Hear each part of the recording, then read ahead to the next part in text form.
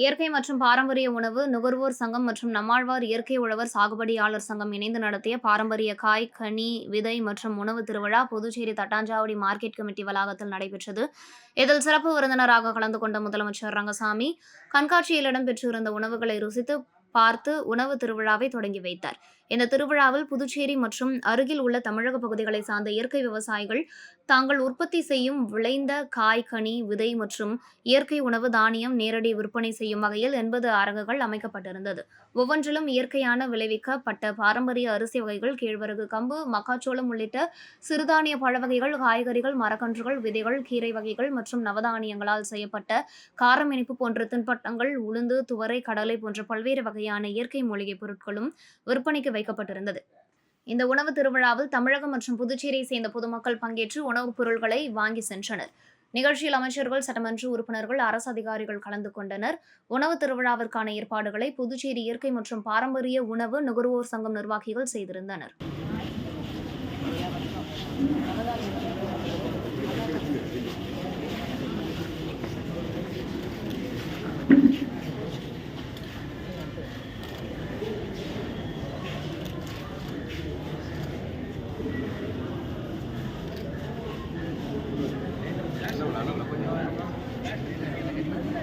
Camera என்னண்ணா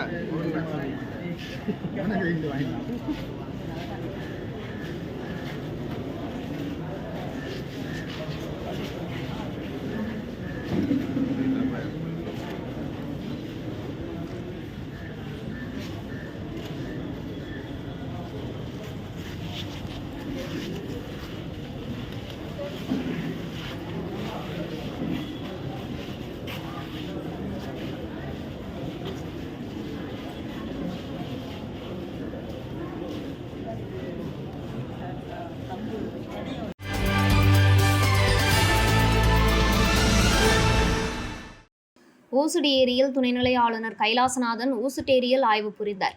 அவருக்கு அமைச்சர் சாய்ஜே சரவணன்குமார் பொன்னாடை அணிவித்து பூக்கொடை மற்றும் பழக்கொடை வழங்கி வரவேற்றார். இதனைத் தொடர்ந்து துணைநிலை ஆளுநர் கைலாசநாதன், ஆதிதிராவிடர் நலத்துறை அமைச்சர் சாய்ஜே சரவணன்குமார், பொதுப்பணித்துறை, சுற்றுலாத்துறை மற்றும் வனத்துறை அதிகாரிகளுடன் நேரில் சென்று ஆய்வு மேற்கொண்டார். ஆய்வின் போது ஊசுட்டேரியிலிருந்து குடிநீர் எடுத்து செல்வது குறித்து அதிகாரிகளிடம் கேட்டறிந்தார். ஆய்வை தொடர்ந்து செய்தியாளர்களை சந்தித்த அவர் புதுச்சேரியில் உள்ள அனைத்து துறைகள் குறித்து ஆய்வு செய்து வருவதாகவும் அதன் பின்னே நடவடிக்கைகள் எடுக்கப்படும் என கூறினார். ஊசுடு ஏரி ஆய்வின் போது அமைச்சர் சாய் சரவணன்குமார், தொகுதி ஒருங்கிணைப்பாளர் சாய் தியாகராஜன், தொகுதி தலைவர் ஐயனார் மற்றும் அதிகாரிகள் பலரும் உடனிருந்தனர்.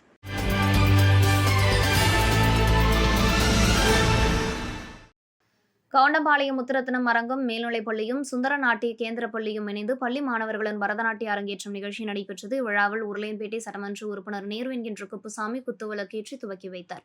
அரங்கேற்ற நிகழ்வில் 8 மாணவிகளுக்கான நடன நிகழ்வு நடைபெற்றது. தலைமை விருந்தினராக முதலமைச்சர் ரங்கசாமி கலந்து கொண்டு அரங்கேற்றும் நிகழ்ச்சியை பரதநாட்டிய மாணவிகளுக்கு சால்வை அணிவித்து சான்றிதழ் மற்றும் பரிசு வழங்கினார். சிறப்பு விருந்தினர்களாக கலை பண்பாட்டுத்துறை இயக்குநர் கலியபெருமாள், மருத்துவர் ரத்ன ஜனார்த்தனன், விளையாட்டுத்துறை, தேசிய மாணவர் படை தலைமை அதிகாரி சுப்பிரமணியன், நடனவியல் துறை, பாரதியார் பல்கலைக்கூடம் உதவி பேராசிரியர் சண்முக சுந்தரி ஆகியோர் கலந்து கொண்டனர். கோஜுரியோ கராத்தே சங்க மாநில செயலாளர் கராத்தே சுந்தரராஜன் நிகழ்ச்சியை வழிநடத்தினார். நிகழ்ச்சிக்கான ஏற்பாடுகளை சுந்தர நாட்டிய கேந்திர பள்ளியின் குரு சுந்தரமூர்த்தி மற்றும் பயிற்சியாளர் விஜயதீபன் செய்திருந்தனர். முதல் பணியில் நீந்திக் கொண்டிருக்கும் ஐயா அவர்கள் இந்த அரங்கேற்றத்திற்காக நேரம் ஒதுக்கி வந்தமைக்காக முத்துரத்தினம் அரங்கம் மற்றும் சுந்தர நாட்டிய கேந்திராவின் சார்பாக நன்றிகளை தெரிவித்துக் கொள்கிறோம். நிறைய கலைஞர்கள் மற்றும் சித்தர்கள், ஆன்மீக செம்மல்கள் வாழ்ந்த இந்த பூமியில பரதநாட்டியன்றது ஒரு பழமையான கலை. அப்படிப்பட்ட கலையை இந்த பூமியில நம்ம போற்றி வைக்கணும். அந்த இடத்துக்கு இந்த குருலாம் இருந்து இந்த பிள்ளைகளுக்கு இப்படிப்பட்ட நல்ல சூழ்நிலை உருவாக்கி கொடுத்ததுக்கு அவங்களுக்கு எனது வாழ்க்கை நன்றி தெரிவிக்கிறேன்.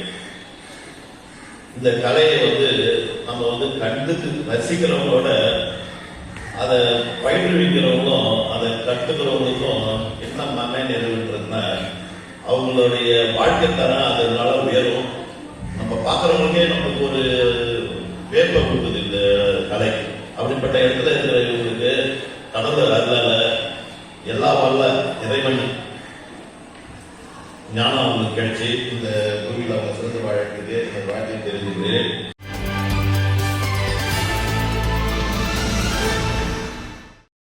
சுதந்திர போராட்ட வீரர் சவாலியே செல்லான் நாயக்கரின் நினைவு நாள் அரசு சார்பில் அனுசரிக்கப்பட்டது. இதனையொட்டி சட்டப்பேரவை வளாகத்தில் அலங்கரித்து வைக்கப்பட்டிருந்த அவரது திருவுருவப் படத்திற்கு முதலமைச்சர் ரங்கசாமி, சட்டப்பேரவைத் தலைவர் செல்வம், சட்டப்பேரவை துணைத் தலைவர் ராஜவேலு மற்றும் சட்டமன்ற உறுப்பினர்கள் ஏகேடி ஆறுமுகம், பாஸ்கர் என்கின்ற தட்சிணாமூர்த்தி ஆகியோர் மலர் தூவி அஞ்சலி செலுத்தினர்.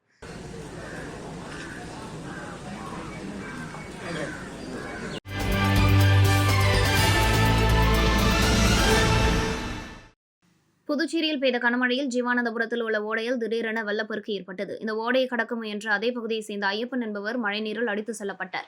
இதனையடுத்து போலீசார் மற்றும் தீயணைப்பு வீரர்கள் அவரை விடிய விடிய தேடியும் கிடைக்கவில்லை. மேலும் ஒப்பனார் வாய்க்கால், வெள்ளவாரி வாய்க்கால் ஓடை, கடற்கரை பகுதி உள்ளிட்ட பல்வேறு இடங்களில் ராட்சத இயந்திரங்கள் மூலம் தேடுதல் பணியை தீவிரப்படுத்தியும் கடந்த 2 தினங்களாக மழைநீரில் செல்லப்பட்ட ஐயப்பனை மீட்க முடியவில்லை. தொடர்ந்து 2வது நாளாக பழைய துறைமுக முகத்துவாரத்தில் தேடும் பணி தீவிரமாக நடைபெற்று வருகிறது. வெள்ளத்தில் அடித்து செல்லப்பட்ட ஐயப்பன் உடல் துறைமுகம் மைதானம் அருகே உள்ள பெரிய வாய்க்கால் பகுதியில் சிக்கியிருப்பதாக தகவல் கிடைத்தது. அங்கு தீயணைப்பு துறையினர், சட்டமன்ற உறுப்பினர் வைத்தியநாதன் ஆகியோர் தற்போது உள்ளனர். சந்தேகத்தின் அடிப்படையில் படகுகள் அந்த பகுதியில் தேடி வருகின்றனர். இதனிடையே ஜீவானந்தபுரம் ஓடையில் ஏற்பட்ட வெள்ளப்பெருக்கில் ஐயப்பன் அடித்து செல்லும் வீடியோ தற்போது வெளியாகி பரபரப்பை ஏற்படுத்தியுள்ளது.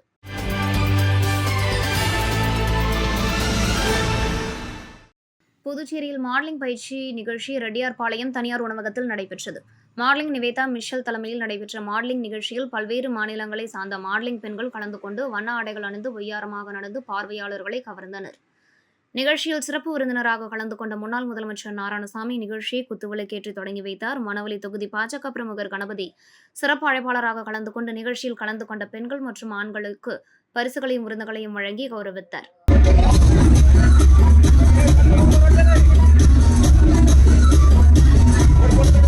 Model Seyadu Raman onto the stage, please.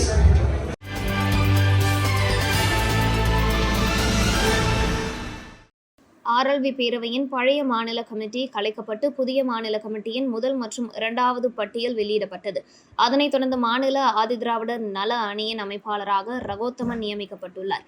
ஏமலம் தொகுதியை பூர்வீகமாக கொண்ட ரகோத்தமன் கோர்க்காடு பகுதியில் வசித்து வருகிறார். பல வருடங்களாக RLV பேரவையின் பயணித்து வரும் ரகோத்தமன் பிறந்தநாள் பரிசாக ஆதிதிராவிட அணியின் மாநில அமைப்பாளராக அறிவித்திருப்பது குறிப்பிடத்தக்கது. 50வது பிறந்தநாள் விழாவினை முன்னிட்டு கோர்க்காடு ராமலிங்க அடிகளார் சபையில் பூஜை செய்து RLV பேரவையின் ஏம்பலம் தொகுதி அமைப்பாளர் கோகுல் தலைமையில் நிறுவன தலைவர் RL வெங்கட்ராமன் அன்னதானம் வழங்கினார். இந்த நிகழ்ச்சியில் பேரவையின் மாநில துணைத் தலைவர் ராதாகிருஷ்ணன், பொதுச் செயலாளர் மாஸ்கோ, பொருளாளர் கோமதி, ஆண்டாள், சுலோச்சனா, கௌரி மற்றும் ஊர் பொதுமக்கள் கலந்து கொண்டனர். திராவிட நல அமைப்பினுடைய அணியினுடைய மாநில அமைப்பாளராக இவர் வந்து அப்பாயின்ட் பண்ணார். இது வந்து இவருக்கு இந்த பிறந்தநாள் பரிசாக இதை வந்து ஆரம்பிக்க.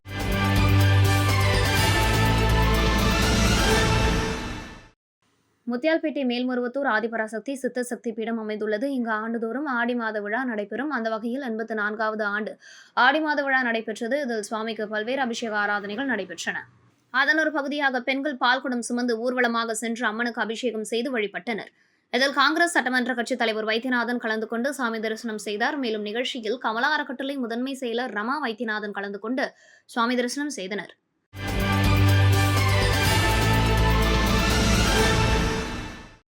மணக்குள விநாயகர் இந்து சமய அறநிலையத்துறையின் 64ஆம் ஆண்டு பிரம்மோற்சவ விழா கொடியேற்றத்துடன் தொடங்கியது. பிரம்மோற்சவ விழா 19ஆம் தேதி வரை நடைபெறுகிறது. நிகழ்ச்சியின் சிறப்பு விருந்தினராக வழக்கறிஞர் மருதுபாண்டி கலந்து கொண்டு சாமி தரிசனம் செய்தார். விழாவிற்கான ஏற்பாடுகளை கோவில் நிர்வாக அதிகாரி பழனியப்பன் செய்திருந்தார். உடன் தேவஸ்தான அர்ச்சகர்கள் கணேஷ் சிவாச்சாரியார், சீனிவாசகுருகள், நாகராஜ சிவாச்சாரியார் மற்றும் ஆலய ஊழியர்கள் கலந்து கொண்டனர்.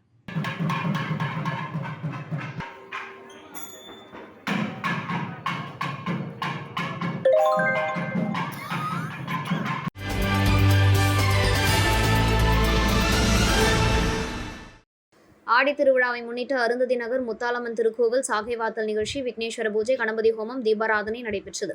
முக்கிய நிகழ்வாக சாகை வார்த்தல் நிகழ்ச்சி நடைபெற்றது. நிகழ்ச்சியில் கோஜோரியோ கராத்தே சங்க மாநில பொதுச் செயலாளர் கராத்தே சுந்தரராஜன் மற்றும் விழா குழுவினர், ஊர் பொதுமக்கள் கலந்து கொண்டனர்.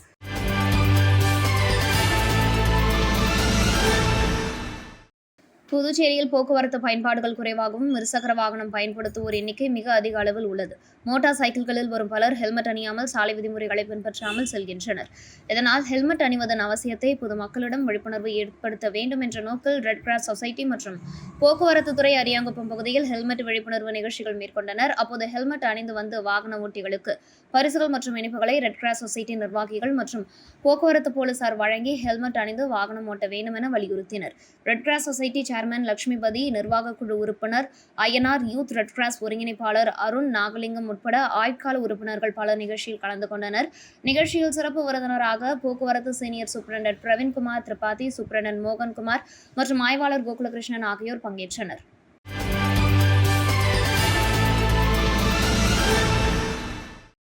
பாரதிதாசன் அறக்கட்டளையின் சார்பில் மாதந்தோறும் பாவேந்தர் பாரதிதாசன் அரசு அருங்காட்சியகத்தில் பாவேந்தர் கலை இலக்கிய திங்கள் விழா நடைபெற்று வருகிறது. விடுதலை போரில் புரட்சி கவிஞர் என்ற தலைப்பிலான இந்த மாத விழாவுக்கு அறக்கட்டளை தலைவர் தமிழறிஞர் கோ. பாரதி தலைமை தாங்கி பேசினார்.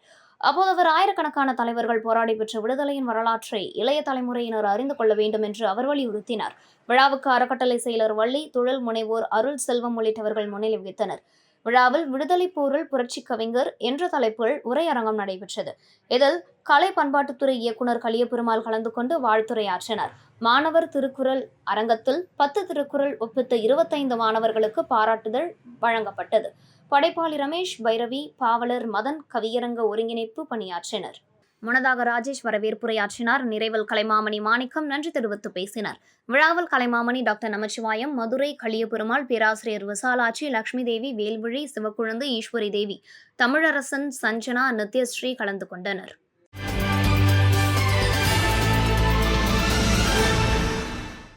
காரைக்கால் மாவட்டத்தில் உள்ள கிளை சிறையில் போக்ஸ்கோ வழக்கில் கைது செய்யப்பட்டு சிறையில் இருந்து வந்த கைதி ராஜ்குமார் என்பவரை சக கைதி ஒருவர் தாக்கியதை தொடர்ந்து அவர் காரைக்கால் அரசு மருத்துவமனையில் சிகிச்சைக்காக சேர்க்கப்பட்டார். இந்த நிலையில் தனக்கு வயிறு வலிப்பதாக கூறி கழிவறைக்கு சென்ற ராஜ்குமார் அங்குள்ள ஜன்னல் கம்பி மற்றும் கண்ணாடிகளை உடைத்துவிட்டு தப்பி ஓடியுள்ளார். இதுகுறித்து சிறை அதிகாரிகள் காரைக்கால் நகர காவல் நிலைய போலீசாரிடம் புகார் அளித்ததை தொடர்ந்து தப்பியோடிய சிறை கைதி ராஜ்குமாரை வழி வீசி தேடி வருகின்றனர்.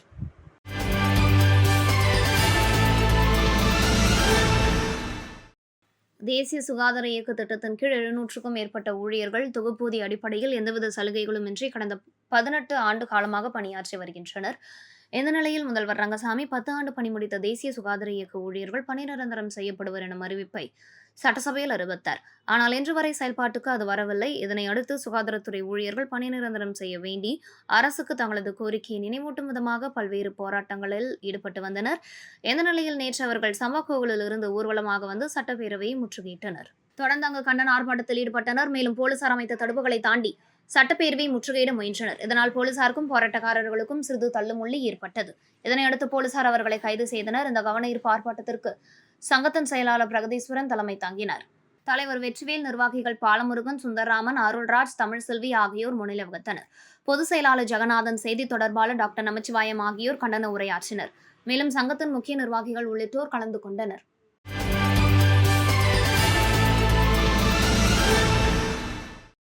காமராஜர் நகர் தொகுதியில் உள்ள அன்னை தெரசா மகளிர் மற்றும் குழந்தைகள் மேம்பாட்டு அறக்கட்டளை ஏற்பாட்டில் 23வது வாரம் பொதுமக்களுக்கு சர்பத் வழங்கப்பட்டது. இந்த வார நிகழ்ச்சியில் சிறப்பு அழைப்பாளராக இளைஞர் காங்கிரஸ் பொதுச் செயலாளர் அத்வானி கலந்து கொண்டு தனது சொந்த செலவில் மழையில் பாதிக்கப்பட்ட ஒவ்வொரு குடும்பத்திற்கும் தலா 26 கிலோ அரிசி மற்றும் மளிகைப் பொருட்களை 2 குடும்பத்தாருக்கும் வழங்கினார். இந்த நிகழ்ச்சியில் தலைவி ராஜாத்தி அம்மையார், கௌரவ தலைவர் முனியன், லூர்த்நாதன், செயலாளர் அருணா, பொருளாளர் பிரேமா, துணைத் தலைவி கவிதா, துணை பொருளாளர் சத்யபிரியா, விக்கி, கோவிந்தம்மாள், ராஜேஸ்வரி, வசந்தி, அஞ்சலை மற்றும் அறக்கட்டளை மகளிர் கலந்து கொண்டனர்.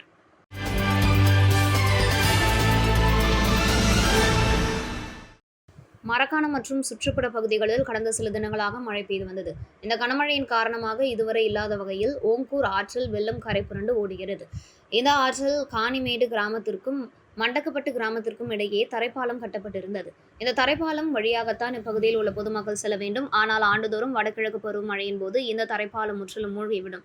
இதனால் இந்த தரைப்பாலத்திற்கு பதிலாக மேம்பாலம் அமைக்க வேண்டும் என இங்குள்ள பொதுமக்கள் அரசுக்கு தொடர்ந்து கோரிக்கை வைத்தனர். இதன் காரணமாக இந்த பகுதியில் மேம்பாலம் கட்டுவதற்கான முதற்கட்ட பணிகள் துவங்கியுள்ளது. இந்த மேம்பாலம் கட்டும் பணிக்காக ஆற்றிலிருந்து தரைப்பாலமும் உடைக்கப்பட்டு தரைப்பாலத்திற்கு மாற்றாக தற்காலிக பாலம் அமைக்கப்பட்டுள்ளது. இந்த நிலையில் கனமழையால் ஆற்றில் ஏற்பட்டுள்ள வெள்ளப்பெருக்கால் தற்காலிக பாலமும் மூழ்கிவிட்டது. தொடர்ந்து மழை பெய்தால் இந்த தற்காலிக பாலமும் வெள்ளத்தில் அடித்து சென்று விடும் என அப்பகுதி பொதுமக்கள் கூறுகின்றனர்.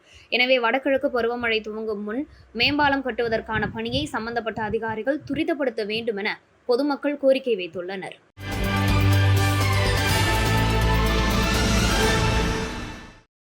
முத்தியால்பேட்டை டிவி நகர் ஸ்ரீ அங்காளம்மன், ஸ்ரீ தில்லை காளியம்மன், ஸ்ரீ நாகத்தம்மன் ஆலயத்தில் 12 வருட காலமாக பூஜையிட்டு வழிபட்டு வந்தனர். அம்மன் அருளால் ஆலயத்தின் 11ஆம் ஆண்டு ஆடி மாத அம்மனுக்கு கூழூற்றி பொங்கல் வைத்து அதனைத் தொடர்ந்து கும்பம் படையில் நடைபெற்றது. இந்த நிகழ்ச்சியில் சட்ட உரிமைகள் கழகத்தின் மாநில தலைவர் ரவிஜான் மற்றும் சட்ட உரிமைகள் கழகம் தேசிய பொதுச் செயலாளர் டாக்டர் சுரேஷ்குமார், நிறுவன தலைவர் மனோகர், ஜெயக்கண்ணன், வழக்கறிஞர் மற்றும் ரவிஜான் குடும்பத்தினர் அம்மனை வழிபட்டனர்.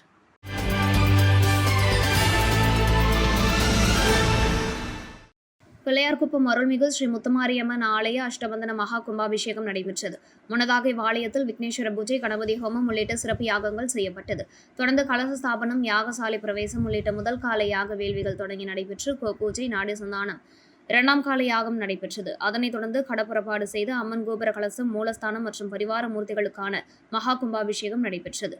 இவ்விழாவில் முன்னாள் அமைச்சர் கந்தசாமி, முன்னாள் சட்டமன்ற உறுப்பினர்கள் கார்த்திகேயன், தீப்பாய்ந்தான், வழக்கறிஞர் சசிபாலன், மனோகர் உள்ளிட்ட பலர் விழாவில் கலந்து கொண்டு சாமி தரிசனம் செய்தனர்.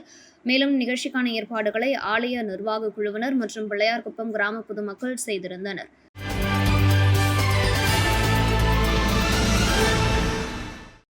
கன்னியகோவில் அருள்மிகு மன்னாதீஸ்வரர் உடனுரை ஸ்ரீ பச்சைவாழி அம்மன் ஆலய தீமிதி திருவிழா மகோத்சவத்தை முன்னிட்டு ஸ்ரீ விநாயகர், ஸ்ரீ மன்னாதீஸ்வரர், ஸ்ரீ பச்சைவாழி அம்மன், ஸ்ரீ சுப்பிரமணியர், வள்ளி தெய்வானை திருக்கல்யாண வைபவம் நடைபெற்றது. முன்னதாக மங்கள இசையுடன் தொடங்கிய நிகழ்ச்சியில் உபயதாரர் காசிநாதன் குடும்பத்தினர் மணமகன் வீட்டாராகவும், உபயதாரர் கலியபெருமாள் குடும்பத்தினர் மணமகள் வீட்டாராகவும் இருந்து தட்டுவரிசை எடுத்து வந்து பச்சைவாழி அம்மன் ஆலய வளாகத்தில் யாக பூஜைகள் செய்து அரசாணிக்கால் நட்டு ஸ்ரீ சுப்பிரமணியர், வள்ளி தெய்வானை ஆகியோருக்கு காப்பு கட்டி புதிய வஸ்திரம் சாற்றி மாலை அணிவித்து திருமாங்கல்ய நான் அணிவிக்கும் நிகழ்ச்சி நடைபெற்றது.